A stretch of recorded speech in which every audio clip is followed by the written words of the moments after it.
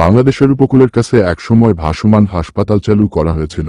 জলবন্যায় ক্ষতিগ্রস্ত মানুষদের চিকিৎসা দেওয়ার জন্য নদীতে নোঙর করা সেই হাসপাতাল একসময় রহস্যময়ভাবে বন্ধ হয়ে যায়। কিন্তু আজও স্থানীয় জেলেরা বলে, রাতে যদি কেউ ওই হাসপাতালের ধ্বংসাবশেষের কাছে যায়, তখন হঠাৎই আলো জ্বলে ওঠে। কেউ একজন ডাক্তার সাদা কোট পরে করিডোর দিয়ে হাঁটে, হাতে পুরনো লণ্ঠন, তার মুখ কখনো দেখা যায় না, শুধু ফাঁকা অন্ধকার গর্তের মতো চোখ দুটি জ্বলজ্বল করে। শোনা যায়, যারা কৌতূহলবশত ওই হাসপাতালে ঢুকেছে তারা জীবিত আর ফিরে আসেনি।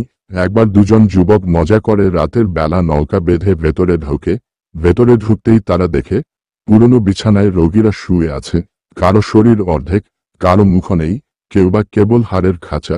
সাদা কোট পরা ডাক্তার ধীরে ধীরে তাদের দিকে এগিয়ে আসে, হাতে মরিচা ধরা অস্ত্রোপচারের ছুরি, আর ঠান্ডা কণ্ঠে বলে, তোমাদের শরীরও আমার রোগীদের দরকার। তারপর ভেসে আসতে থাকে কান্না, আর্তনাদ, আর লৌহ দরজার বন্ধ হয়ে যাওয়ার শব্দ। যারা বাইরে থেকে হাসপাতালটিকে দেখছিল তারা শুধু নৌকার দড়ি দেখতে পায়, কিন্তু ভেতরে ঢোকা দুই যুবকের কোনো খোঁজ আর মেলে না। আজও ঝড়ো রাতে ভাসমান হাসপাতালটিতে আলো জ্বলে ওঠে, আর নদীর বাতাসে ভেসে আসে মানুষের চিৎকার। হ্যালো বন্ধুরা, এরকম ভয়ঙ্কর ভিডিও দেখতে চ্যানেলটা সাবস্ক্রাইবও করুন।